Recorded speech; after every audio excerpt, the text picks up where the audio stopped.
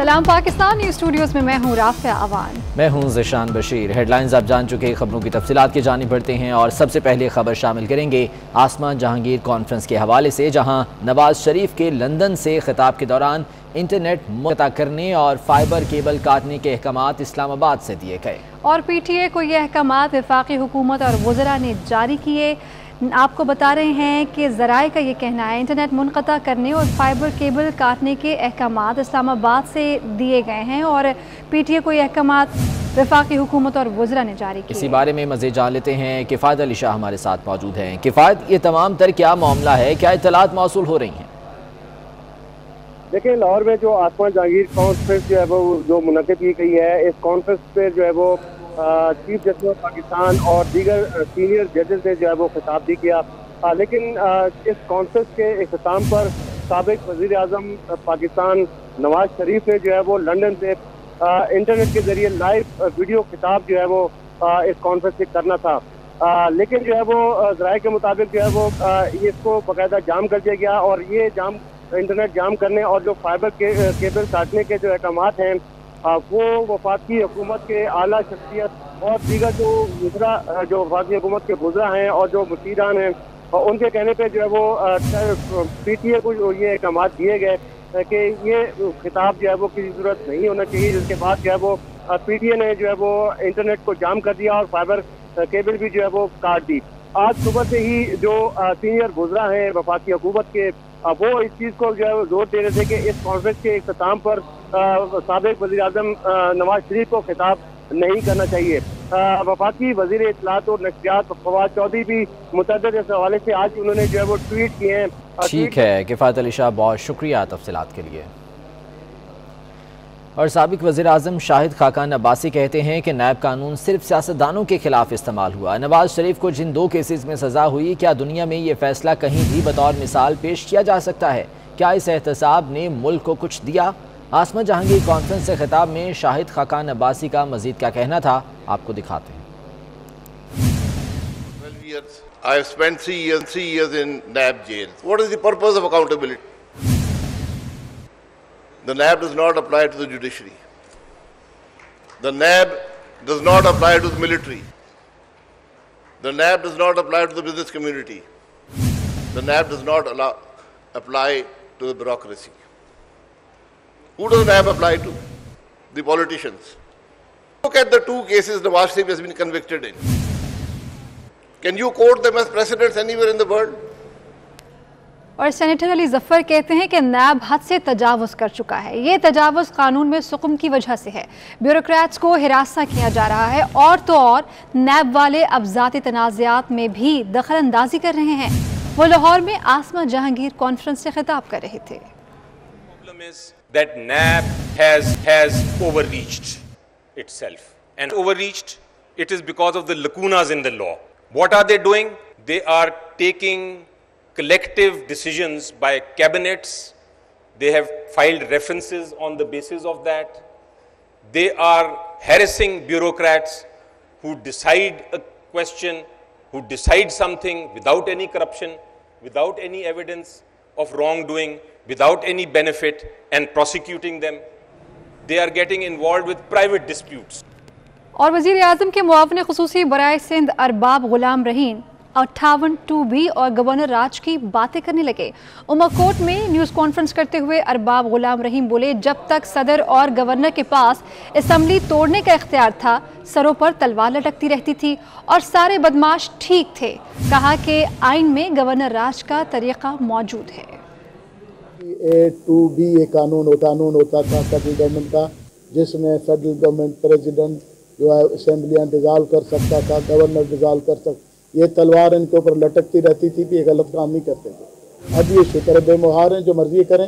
ये कहते हैं जी हमें तो, आपने सुना होगा ना अभी चीफ मिनिस्टर का बयान, फेडरल गवर्नमेंट कौन होती है हमसे पूछने वाली, ये क्यों कह रहे हैं वो क्यों कह रहे हैं, या खुद काम सीधा करें, खुद भी नहीं सीधा करते हैं, या फिर एक ऑप्शन रहता है गवर्नर रूल सीखते हैं। ये आइन के अंदर गवर्नर रूल का दिया हुआ है, जब आप सीधा काम नहीं करोगे कुछ तो करना पड़ेगा ना, वरना लोग तो हमें कहते हैं। या कोई ऐसी लेजिस्लेशन करें जिसमें फेडरल गवर्नमेंट का रोल हो, तो ये करना पड़ेगा। पार्टी का मुझे नहीं व्यू, मगर वो तलवार जब तक थी तब तक इस तरह के बदमाश जो है ना सीधे चलते थे। और ख्वाबों के खिलाड़ी मंजूर वसान ने ख्वाब सुनाने शुरू कर दिए। वज़ीर आला सिंध के मुशीर बराए ज़राअत मंजूर हुसैन वसान का कहना है कि आइंदा इंतखाबात में पीपल्स पार्टी और नून लीग का मुकाबला सख्त होगा। PTI कमज़ोर होगी और इसके लोग पीपल्स पार्टी में शामिल होंगे। मज़ीद क्या कहते हैं आप भी देखिए। PTI कमज़ोर होगी तो PTI के लोग जो पीपल्स पार्टी से चले गए थे वो वापस आना शुरू होंगे, और जब वापस आना शुरू होंगे तो पीपल्स पार्टी के पास आएंगे। तो आइंदा इलेक्शन में ज़्यादातर नवाज लीग और पीपल्स पार्टी का पंजाब में मुकाबला होगा। बहुत से ममालिक हैं इंडिया में खुद इलेक्शन जिस तरह से इस EVM की तरह से की जा रही थी, तो उधर भी इस लास्ट इलेक्शन में धांधली का लगाया गया है। गवर्नर पंजाब चौधरी सरवर ने लाहौर के अस्पताल में चौधरी शुजात की अयादत की।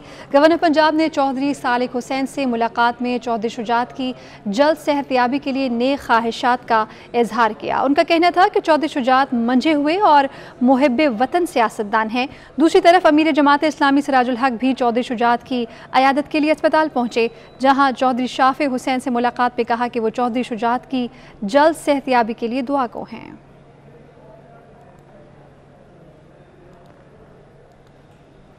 आगे बढ़े और आपको बताएं कि सूडान में फौज ने अवाम के एहतजाज के सामने सरेंडर कर दिया। आमरीत को शिकस्त और जमहूरियत का सूरज फिर तुलू हो गया। 25 अक्टूबर को हुकूमत का तख्ता उलटने वाली सूडानी फौज एक माह भी अवामी एहतजाज के सामने ना ठहर सकी।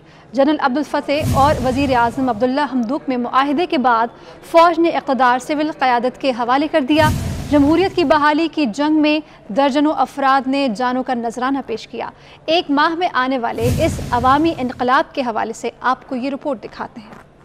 और कराची में गैस प्रेशर की कमी से घरेलू सार्फिन को शदीद परेशानी का सामना है। कोरंगी मेहरान टाउन में खवातीन को खाने पकाने में दुश्वारी है। मजीद जान लेते हैं, जुनैद फिरोज हमारे साथ मौजूद हैं। जुनैद बताएगा गैस सप्लाई की क्या सूरत हाल है यहाँ पर?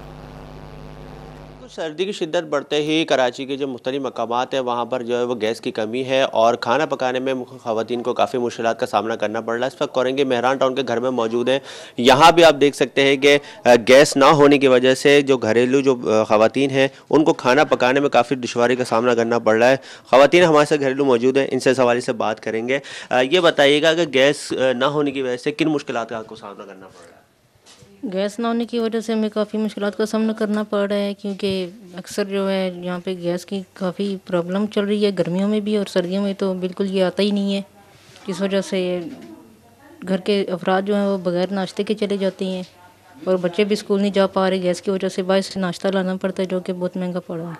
गैस का बहरान ख़त्म किया जाए ताकि हम भी जो है थोड़ी सुकून से चूल्हा जला सकें। बिल्कुल, ये कोरंगी मेहरान टाउन की रिहायशी घरेलू खातिन थी जिनका कहना था कि सर्दी जैसे ही बढ़ी है, सर्द मौसम हुआ है तो कराची में जो है वो गैस की किल्लत में जो है वो इजाफा हो गया है। बिल्कुल भी जो है वो गैस सुबह के औकात में जो है वो चली जाती है, जिसकी वजह से स्कूल जो जाने वाले बच्चे हैं जो दफातरों जो जाने वाले अफराद उनको भी काफ़ी मुश्किलात का सामना। उनका हुकूमत से ये मुतालबा है कि फिलफौर जो है इस मसले को हल किया जाए ताकि उनके परेशानी जो है वो आसान हो सके। जी, जुनैद फिरोज कराची की सूरत हाल से आप आगाह कर रहे थे और मुल्क भर की यही सूरत हाल है। खाना पकाने के लिए भी गैस नहीं है। ख़वातीन ये कहती हैं कि चूल्हे ठंडे पड़े हैं, शेड्यूल में इतना वक्त तो हो कि एक वक्त का खाना पक सके। गैस का इंतज़ार कर रहे हैं, गैस आ नहीं रही और खाना कहाँ से पकाएं। बाज़ार से खाना इतना महंगा है कि गरीब आदमी अफोर्ड नहीं कर सकता। बिल तो आ रहे हैं, खुदारा गैस भी फ्राहम करें। गैस आ नहीं रहा, खुदा दा ना जे जिथे इन्ने बिल भेज दो गैस भी भेज दो, असी बच्चों को खाना बना के ते दे लईए। सर्दियाँ भी शुरू नहीं हुई, गैस मिल नहीं रही, ना तो सुबह का नाश्ता ना रात का खाना। गरीब अवाम कहाँ जाए? दोपहर को भी गैस नहीं होती, शाम को नहीं होती। बाहर से कितना गाना खाना मंगवाएं, इतनी महंगाई है, लोड शेडिंग इतनी हो रही, बिल्कुल गैस नहीं आ रही। गैस की सानू बहुत परेशानी बनी है ते ना हांडी भी पकदी है ना नाश्ते पकते हैं, बच्चे भुखे जाते पे ने। का यूनिट बहुत महंगा कर दिया हुआ है, ना गैस आती है। जब हम रोटी खाने लगते हैं तो गैस रोटी कट जाती है। ऊपर से महंगाई इतनी है कि हम लोग बाहर गैस सिलेंडर लाएं तो वो भी इतना महंगा है, वो भी 2 से 4 दिन चलता है। सुबह टाइम बच्चों ने स्कूल जाना होता है तो खाना बनाने में बहुत दुश्वारी होती है, शाम में भी नहीं आती। सर्दियाँ भी स्टार्ट ही हुई हैं तो अभी से ये हाल है। आवाम परेशान है कि हम लोग किस टाइम खाना बनाएं। किस टाइम हम लोग अपनी फैमिली के लिए खाना बनाएंगे। और सुबह टाइम बच्चों ने स्कूल जाना होता है, फैमिली हम लोग जॉब होल्डर्स हैं, उनके लिए गैस नहीं होगी तो हम लोग बिना नाश्ते के जाना पड़ता है। हम जब सुबह कॉलेज आते हैं, सुबह में भी गैस नहीं होती है, बगैर नाश्ते के कॉलेज जाते हैं तो ये उम्मीद होती है कि घर जाएंगे तो खाना मिलेगा, लेकिन आते हैं तब भी गैस नहीं होती। ना हांडी पका सकते हैं ना रोटी पका सकते हैं, रोटी भी इतनी महंगी बाजार से हम तंदूर से लगवाते हैं। नहीं गैस नहीं आती, बिल्कुल नहीं आती गैस। बच्चे ऐसे जाते हैं स्कूल, ना सुबह होती है ना शाम आती है, तो कम आती। और पाकिस्तान पीपल्स पार्टी के चेयरमैन बिलावल भुट्टो जरदारी का मुल्क में गैस की किल्लत पर इजहार तशवीश। बिलावल भुट्टो का कहना है आवाम के घरों के चूल्हे ठंडे हो गए हैं और वज़रा गैस बहरान के हल के बजाय मनाजरों के चैलेंज में मसरूफ़ हैं। इमरान खान मुसलसल बहरानों को जन्म देकर आवाम के लिए मुश्किलात पैदा कर रहे हैं। गैस बहरान समेत दीगर अवामी मसाइल से निजात का वाहिद हल PTI हुकूमत का खात्मा है।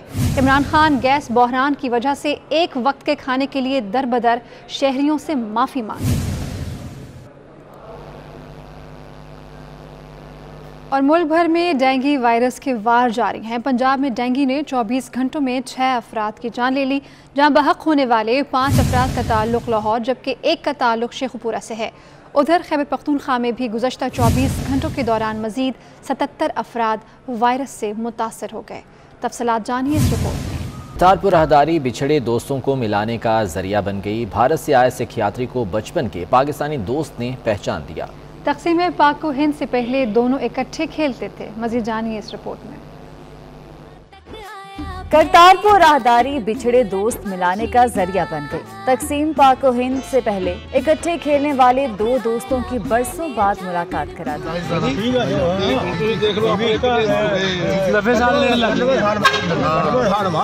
अमृतसर के गोपाल सिंह करतारपुर गुरुद्वारे दर्शन के लिए आए तो वहां लाइन में लगे पाकिस्तानी बशीर अहमद ने अपने पुराने दोस्त को पहचान लिया।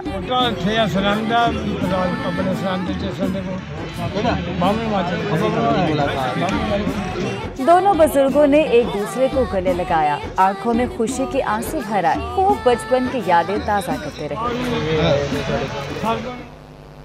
और छोटी सी गुड़िया ने कर दिया सबको हैरान। चीन के सूबे हेबी में 11 माह की नन्ही परी वांग ह्यूजी ने स्नोबोर्डिंग में ऐसी महारत दिखाई कि बड़े बड़े दंग रह गए।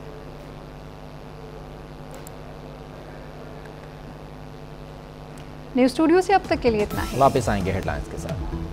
खबर 24 घंटे।